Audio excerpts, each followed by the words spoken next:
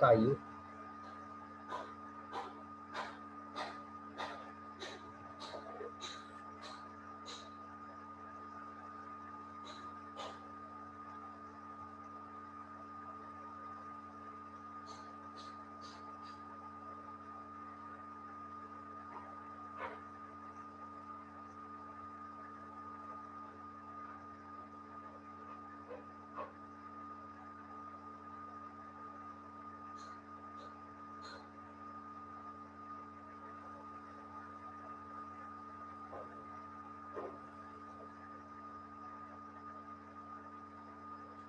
Bom dia, professor. Bom dia, Nicolas, tudo bem? Beleza. Deixa eu fazer uma pergunta aí. Eu tô com fone de ouvido, tá dando para entender melhor? O som tá melhor agora? Tá normal. Tá normal? Sim. Às vezes eu acho que com fone de ouvido diminui o ruído, né? Não sei se tem ruído aí. Não, tá bom. Não, tá tranquilo? Então tá. Ô, gente. Na mão certinho, enquanto isso. É de graça. Oi, professor. Não pode ter sintomas, tem que ter mais de 2 anos de idade Então, no mínimo. vou começar aqui falando na semana passada, né? Na semana passada, a gente falou um pouquinho aí de ditadura, né? Do governo Geisel e o governo Figueiredo. Só que, assim, né?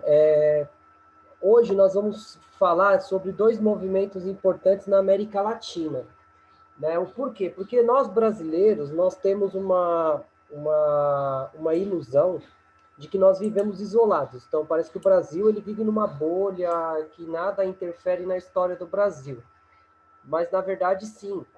Né? Tanto é que hoje nós vamos falar um pouquinho aqui sobre a Revolução Mexicana e nós vamos falar um pouquinho aqui, né, sobre a ditadura chilena, né? Que são dois movimentos diferentes, né? Tanto é que aí no livro de vocês, eu mudei uma coisa do texto que estava dizendo o seguinte, ditaduras na América Andina, né? Aí no livro de vocês. Só que assim, gente, o México não fica na América Andina. O México fica na América do Norte, né? Então, tem algumas questões aí, né, importantes. Lógico, né? Nós temos que pensar da seguinte forma. E por que o México, né? Nós temos que falar sobre o México, né? Porque o México, ele é a fronteira, né, que os Estados Unidos ele tem com a América Latina.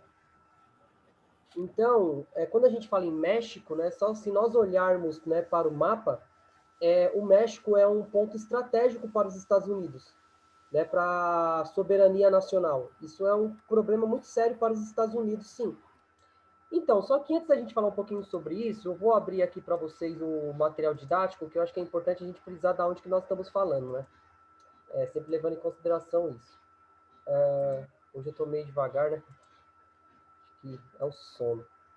Acostumado com feriado, né? 4 dias de feriados, agora voltamos a trabalhar ontem, aquela coisa toda, tô meio devagar. Bem, gente, a primeira coisa que nós devemos frisar é o seguinte, nós devemos organizar dois dilemas, duas nomenclaturas. Primeiro, o que é uma revolução? Segundo, o que é um golpe? Né? Quando a gente fala em América Latina, né, América Latina nós temos essas duas nomenclaturas colocadas em movimentos que não correspondem a eles. No caso, o que é uma revolução? Uma revolução é quando você tem uma mudança profunda no sistema político. Né? Então, vamos pegar da seguinte forma. No caso do México, né? O México ele tinha um governo extremamente conservador e vai entrar no poder um grupo extremamente radical, né? Buscando por direito aos camponeses. A gente vai falar sobre isso.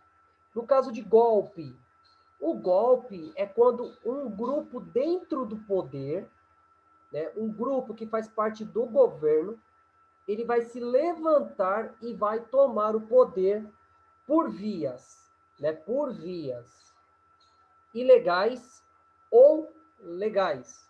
No caso, né, Vamos dizer o seguinte, os militares, quando eles tomam o poder, por que que é um golpe e não é uma revolução?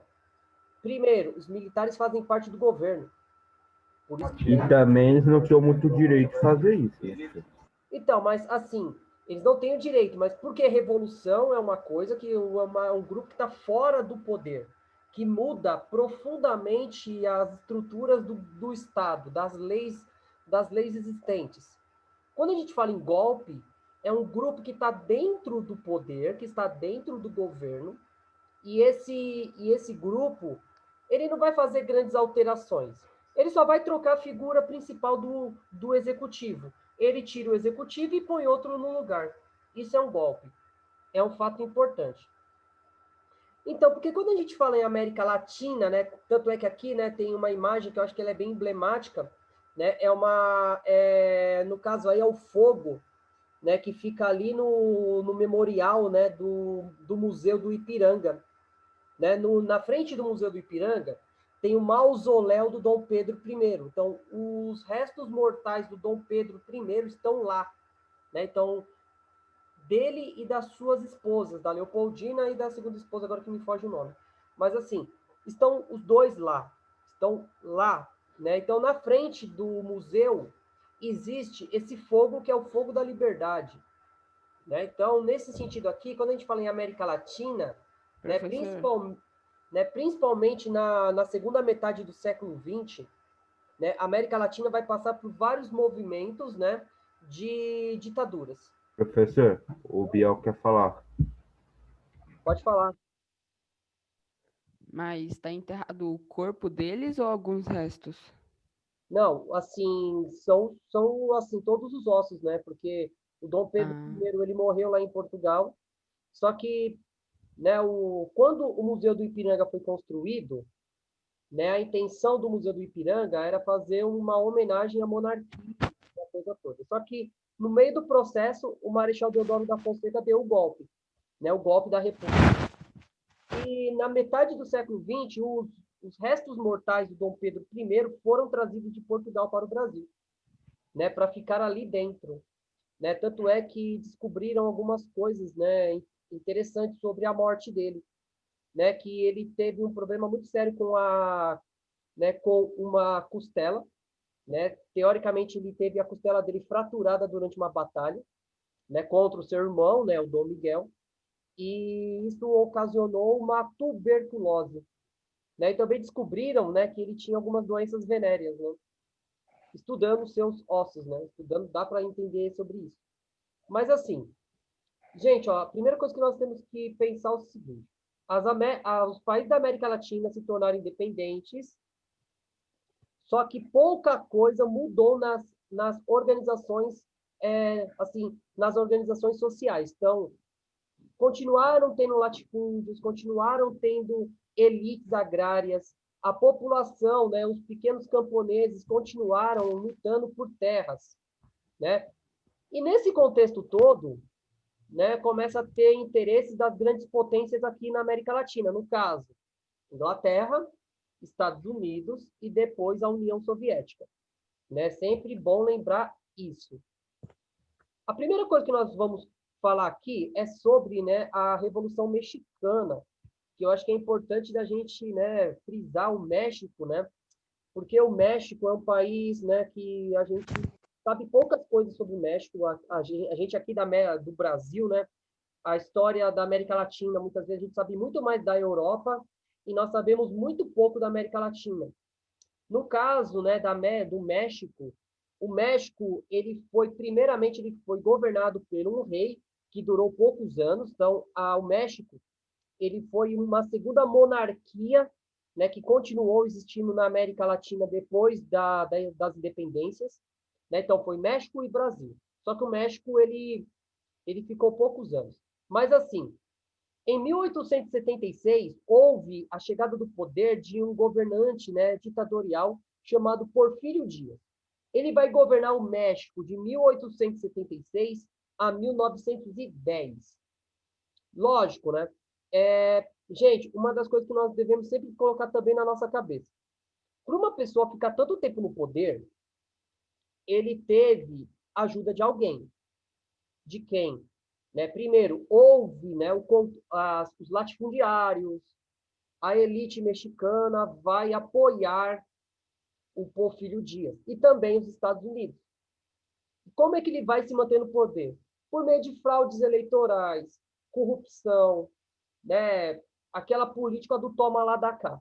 Isso é inegável, né? Até os próprios mexicanos falam isso. Bem, então, o que vai acontecer aí? No caso, vai surgir um grupo, né, um grupo de resistência camponesa, né, liderada pelo Pancho Villa e o Emílio Zapata. Né? Então, o Pancho Villa e o Emílio Zapata vai organizando, né, com a Igreja Católica Mexicana uma célula revolucionária para exigir do governo o quê? Reforma agrária. Então, o que é reforma agrária? Né? É destinar ao povo terra para ser produzida. Não tem muito segredo, a gente já falou disso, o João Goulart tentou fazer isso, isso vai gerar muitos problemas. No caso aí, né, o Pancho Villa mais o Zapata, eles vão conseguir tirar o Porfírio Dias do poder e vai colocar no lugar o Francisco Madero. Né? Então, o Francisco Madero, que era um líder de uma burguesia progressista no México. Então, o que quer dizer uma burguesia progressista? Que é o seguinte, é uma burguesia que buscava dar direitos, né, direitos civis, né, direitos políticos e de terras e econômicos à população. Bem, até aí, gente, é uma das coisas que nós devemos... Então é uma burguesia que faz coisas para a população. Sim, né? Tanto é que nós falamos em progressismo. O que é ser progressista? É você lutar pelo desenvolvimento da indústria, mas sem tirar direitos, né, dos trabalhadores, sem tirar direitos da população. É isso que é ser progressista. Ou também ampliar esses direitos. Né? Então, tem essa diferença aí entre, né, uma burguesia conservadora, né? Lógico, são termos que eu uso da história, né, que eu uso da sociologia. O conservadorismo, ele quer conservar o que está ali, o modelo social que está presente ali. O progressista, ele quer dar um passo à frente. Ele quer dar mais direitos à população. Mas ele não quer muitas rupturas, eles não querem muitas mudanças. Já o radicalismo é quando eles querem alterar totalmente a sociedade. Né? Romper com aquele modelo conservador e colocar um outro modelo. Mas só que, ó, pode mexer, mas não mexe muito, né? Não é melhor assim? Depende. Depende de cada realidade. Eu sou favorável de uma mudança... Depende como o país está, né, professor, também, né? Oi? Depende de como o país está. Depende de como o país está. Sim, depende de como o país está e como a população vai aceitar isso. Gente, o Brasil é um país extremamente conservador. Isso é um fato importante. Imagina vir dois líderes, no caso, o Pancho Villa e o Emiliano Zapata, dizendo o seguinte: vamos fazer reforma agrária. O João Goulart tentou fazer isso. Não deu certo. Gente, o Brasil ele tem apego muito pela propriedade privada. Não a minha, a dos outros. Gente, pensa bem. Quanta terra nós temos aqui sem pagar imposto? Quantos imóveis nós temos aqui no nosso país sem pagar imposto? E a gente defende a propriedade privada dessas pessoas que não pagam impostos. Então, gente, é uma coisa que nós temos que pensar o seguinte: o Brasil é extremamente conservador. Né? O Brasil tem isso. Então, assim, gente, então, no caso aí, o Madero, né, ele vai ser deposto e assassinado, né, pelas lideranças, né, que estavam submissas, né, à política estadunidense, interessada na exploração dos recursos minerais, né, e o rico solo mexicano. Gente, uma coisa importante, isso lá em 1913. Em 1913, a política que regrava ali na América Latina era considerada emenda Platt. Né? Então, o que é essa emenda Platt?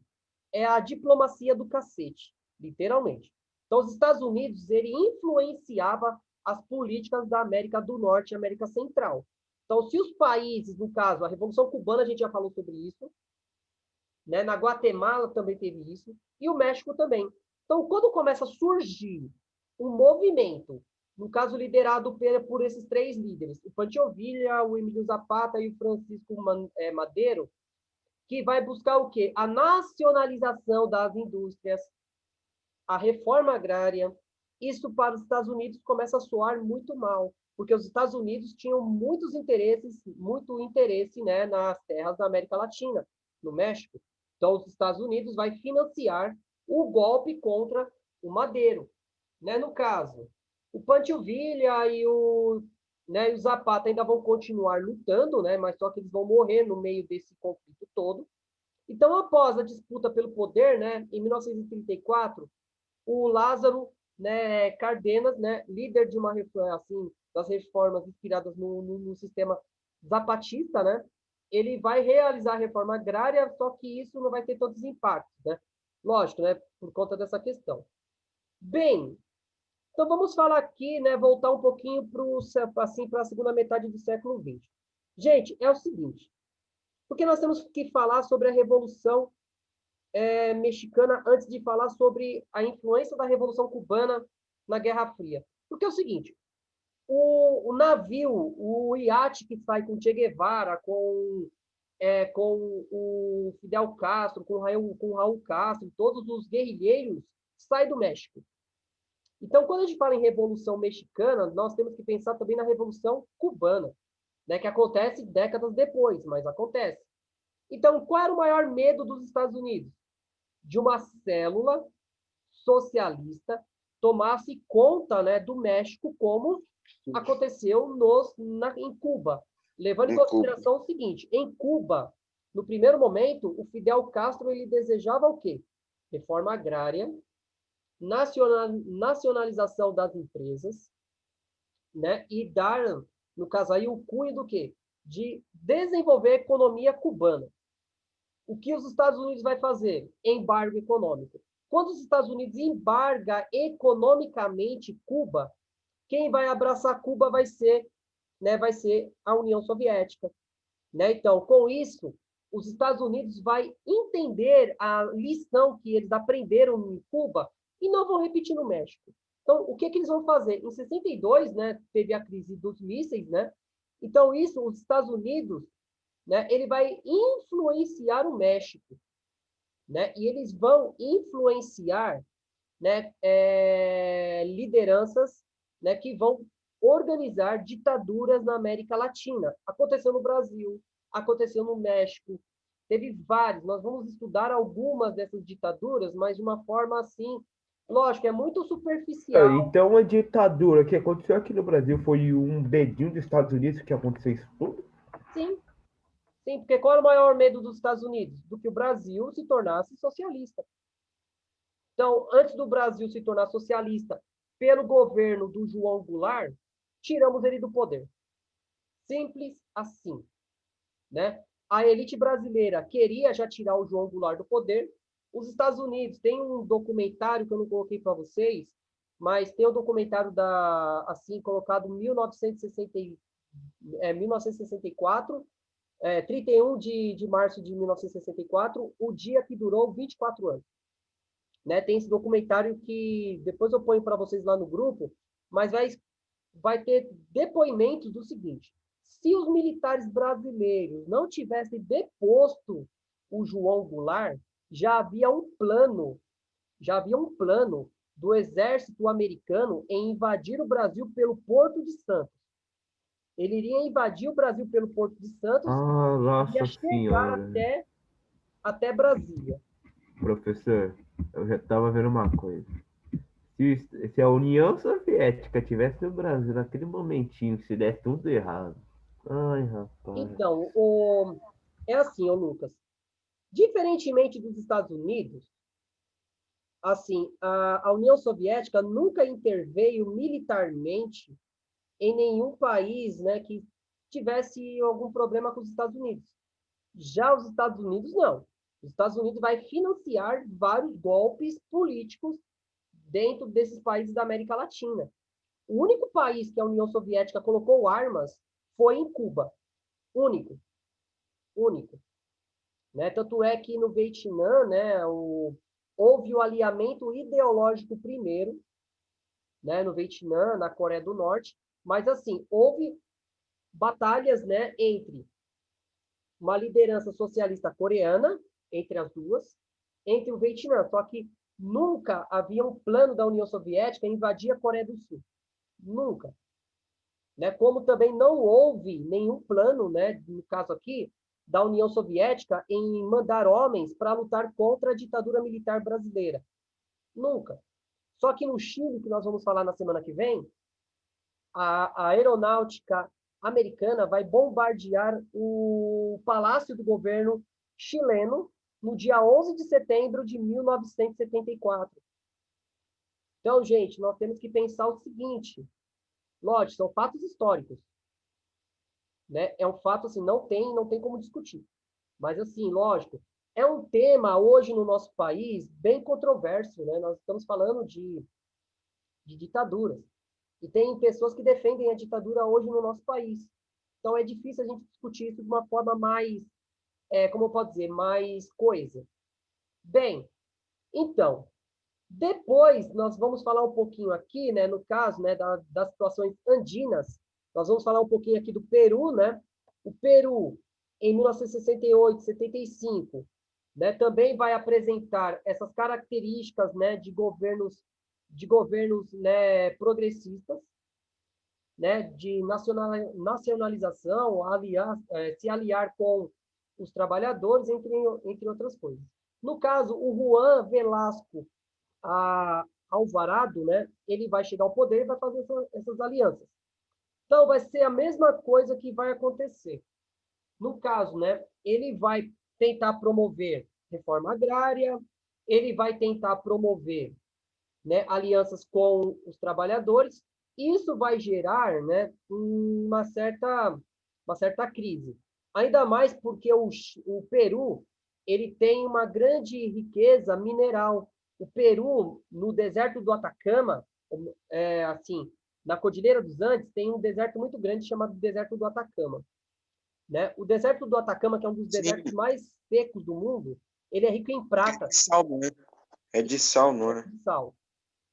Né? Então, esse deserto ele é rico em prata.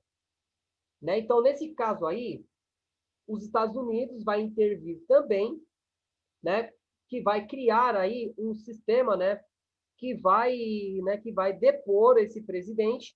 Só que, né? Vai surgir um grupo guerrilheiro que vai ser chamado de Sendero Luminoso. Né? Lá na década de 80, ouvia muito falar sobre o Sendero Luminoso como um grupo que cometia atos terroristas no Peru.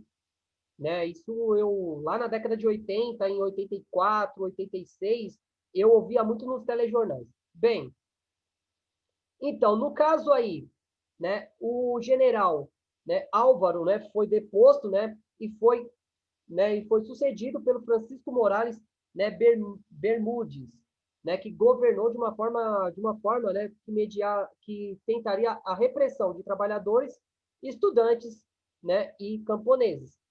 Em 1980, né, esse regime deu lugar a um regime democrático, né? Então houve o fim da ditadura militar ali no Peru. Mas o porquê que houve esse fim dessa ditadura, né? Por conta da crise econômica da União Soviética. Quando a União Soviética começa a cair, a entrar no declínio, porque no livro 9 nós vamos falar sobre, né, sobre o fim da Guerra Fria. Então, assim, gente, ó, quando a União Soviética começa a perder, né, forças, os Estados Unidos começam a lutar, ou assim, a manipular de novo a política para que as ditaduras chegassem ao fim. Isso é um fato importante da gente sempre lembrar.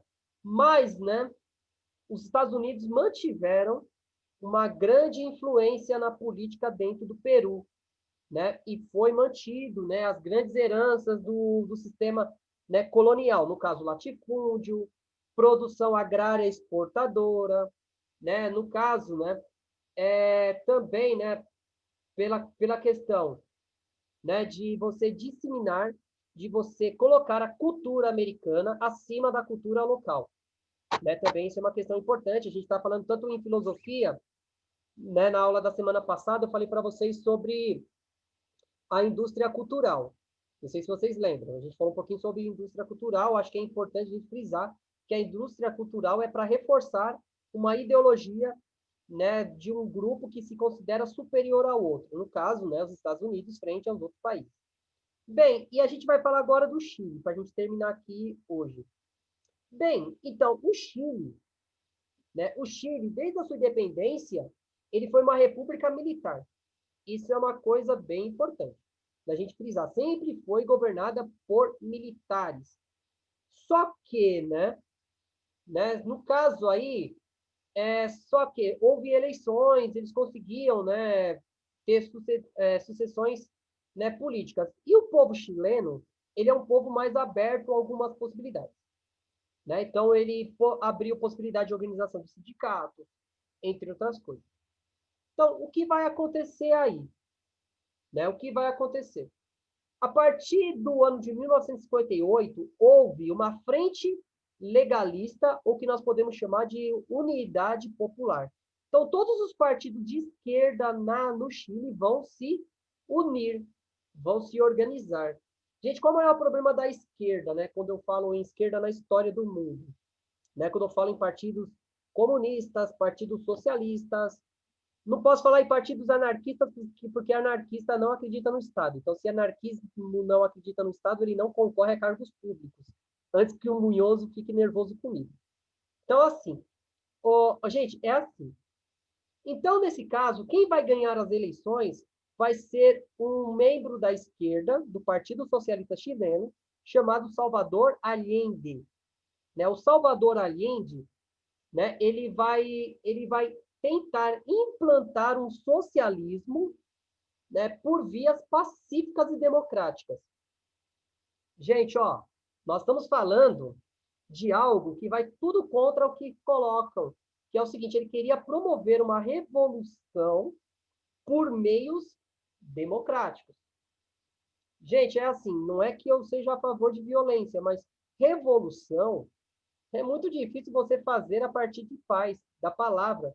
Revolução mesmo. Só teve uma revolução, né, professor, que teve paz, que não foi por paz, mas mesmo assim eles não lutaram, que foi na Índia, né? Foi a independência da Índia. Só que nós estamos falando de um sistema, né, de castas, entre aquelas coisas todas. O Gandhi, né, ele tinha uma grande influência dentro da população. É diferente, né, os contextos. Só que não houve uma mudança tão drástica na Índia. Então, os poderosos continuaram sendo poderosos.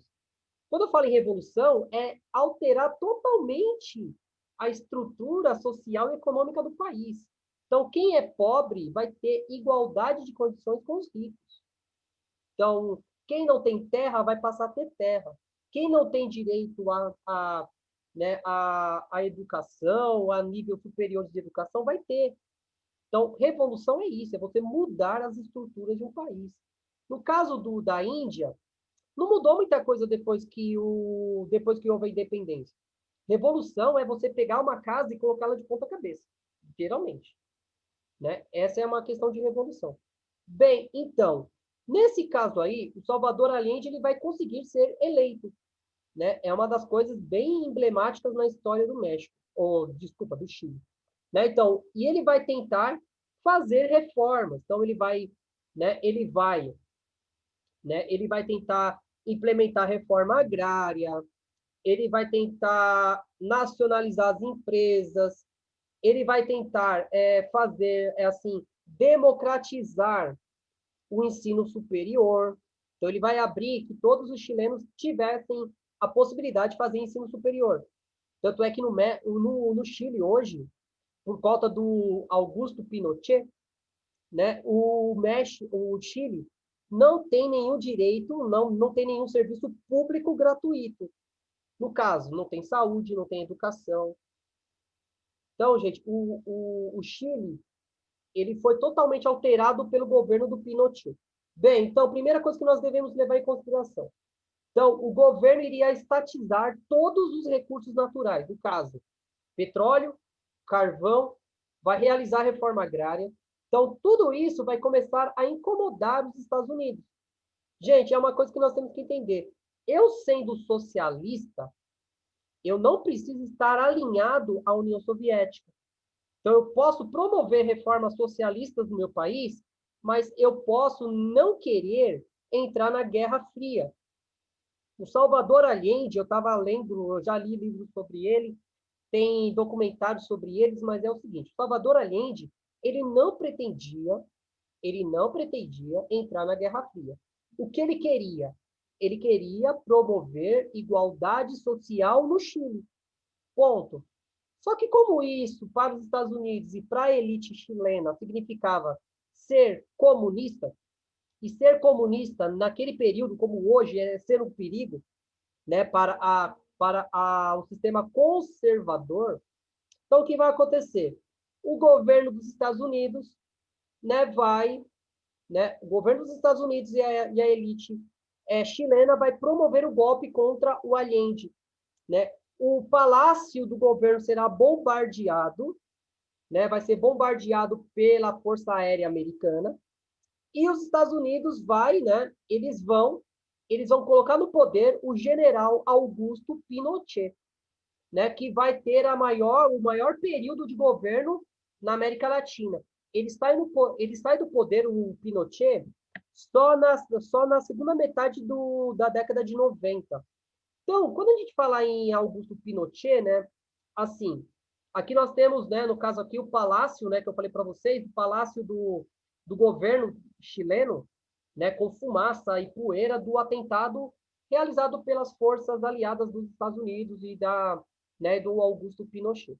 Bem, então, a primeira coisa que o Pinochet vai fazer, quando ele chega ao poder, primeiro, ele vai devolver as estatais, ele vai privatizar as estatais, ele vai devolver a exploração dos recursos naturais, como minério, carvão, petróleo, às grandes empresas multinacionais. Então, ele vai implementar o sistema, né, que eu comecei a explicar para vocês, do neoliberalismo. O neoliberalismo, ele prega o seguinte: o governo não deve interferir no mercado. Então, o governo deve privatizar todas as empresas, o governo deve, né, acabar com aquela questão de direitos sociais, como educação, saúde, entre outras coisas. Então, se você quer ter saúde, que pague. Se você quer ter educação, que pague. Simples assim. Então, nesse caso aí, né, no caso, com essa injeção de capital, né, com essa injeção de dinheiro internacional, a economia chilena vai começar a crescer, vai começar a mostrar uma certa prosperidade, né, por conta do quê?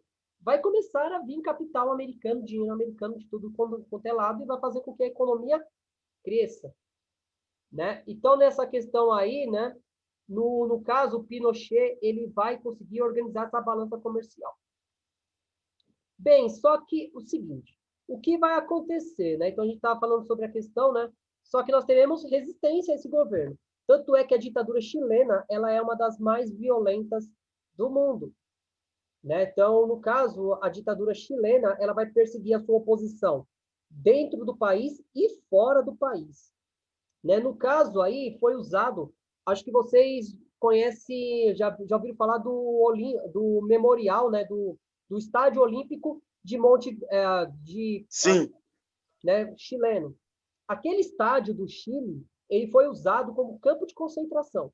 Então, os opositores do governo, eles eram levados para o estádio e eram torturados ali, né? Então, tanto é que quando houve a Copa América no Chile, eles reformaram todo o estádio, mas eles deixaram 5 fileiras de bancos usados desde a inauguração do estádio. Para quê? Para lembrar da ditadura chilena, né? É sempre bom a gente lembrar isso aí.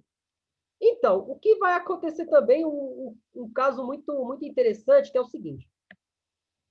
O Pinochet, ele vai organizar um atentado terrorista contra um opositor que estava nos Estados Unidos, né? Então, ele vai promover um atentado terrorista dentro do solo americano contra um opositor.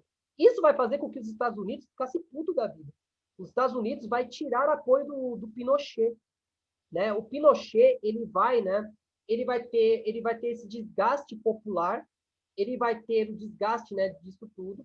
Então, nesse caso aí, o Pinochet, ele vai sair no poder, né? Então, ele fica doente e ele sai do poder em 1998. Só que ele vai se tratar em Londres. Só que ele cometeu alguns crimes internacionais. Ele fez um ato terrorista dentro dos Estados Unidos, entre outros, ele atacou a imprensa, né, de outros países. E ele vai ser preso por violação dos direitos humanos. Ele vai ser preso na França, né? Ele vai ser preso em Londres, vai ser transferido para a França para ser julgado, né? É importante sempre a gente lembrar isso. Então, galerinha, então assim, é importante a gente frisar de umas coisas, né, sobre essa questão da ditadura chilena, né, que vai ficar bem claro. Depois eu vou colocar uma música para vocês de uma cantora chamada Mercedes Sosa, né, vou colocar lá no grupo. Essa música vai falar um pouquinho sobre o que eles sentiam ali. Gente, ó, assim, qual o maior problema do nosso cenário na segunda metade do século XX aqui na América Latina? Nós estávamos num cabo de guerra entre Estados Unidos e União Soviética. Então, quem mais sofreu com isso? Né? Quem vai sofrer com tudo isso? Nós, latinos-americanos. Porque muitas das crises econômicas, muitas das crises sociais que nós temos até os dias de hoje é herança de uma disputa que nós não tínhamos nada a ver. Né? No caso, né, por conta do quê? Por conta de ideais políticos de superpotências. E nós ficamos ali no meio, né? Infelizmente assim. Bem, então, a próxima aula que a gente vai falar sobre o Paraguai, a ditadura paraguaia, a gente vai falar sobre a ditadura uruguaia e nós vamos falar da ditadura argentina, né? Beleza, gente? Beleza do senhor Munhoz? Beleza. Né? Beleza, professor. Ó, Munhoz, a gente não pode organizar um partido anarquista, né? É o quê? A gente não pode fundar um partido anarquista, né? Ah, pode sim. Não, porque se o anarquismo ele prega o fim do Estado, como é que você vai organizar um partido para concorrer a uma eleição se você quer o fim dos governos? Não, eu quero o anarcocapitalismo, não anarquismo. Isso não existe. Anarcocapitalismo não existe. Existe sim. Eu posso te mandar um vídeo, só que o vídeo tem quase 2 horas de duração explicando isso. Tá, eu pego um dia de madrugada e eu assisto. Eu prometo que seja antes das férias. Porque eu tô cheio de coisa para fazer na faculdade. Porque eu também sou aluno, né, gente? Eu sou aluno que nem vocês. Eu tô no último semestre da faculdade. Ele é aluno. Só que não liga muito pro vídeo, não, que o cara que faz o vídeo, ele é um pouco... Ele faz algumas piadas. Ele fala muito palavrão, mas é só isso, mano. Mas o vídeo é muito bom. Palavrão, quem nunca? Quem nunca falou eu não belo falo de palavrão. palavrão? É que eu, teoricamente, junto com vocês aqui, eu tenho que manter uma certa linha de uma educação londrina. Mas fora da escola, a gente pode extrapolar algumas coisinhas. A gente pode falar algumas coisas que normalmente eu não falo em sala de aula. Né? Tanto é que a primeira vez que um aluno meu me viu falando palavrão no meio da rua, eles quase me jogaram pedra, né? Como é que você fala isso? Tá possuído. Não, é que tem aluno que acha que professor, quando chega na sexta-feira, depois da última aula, ele entra no armário e só sai desse armário na segunda-feira, às 7 da manhã. Entendeu? Porque tem aquela aura do professor ser um ser celestial, sem pecado. Ah, professor, mas o senhor saiu do armário, né? Algumas vezes. Só que eu ainda não coloquei a camisa do São Paulo. Ah, entendi. Então aí você tá normal Bem, por enquanto. aí bom, hein, professor? Aí é bom, hein?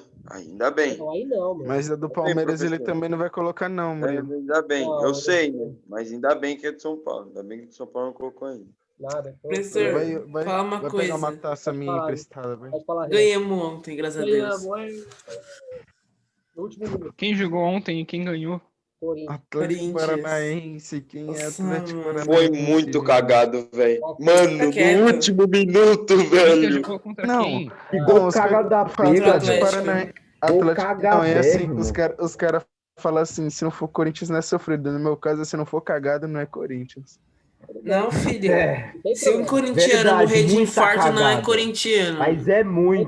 Mas é muita cagada o Corinthians tem. Não, É mas o pura. dia que eu mais fiquei putaço, que eu quase quebrei minha televisão, foi aquele jogo que o Rodriguinho fez gol no 47, São Paulo ia se classificar, cara.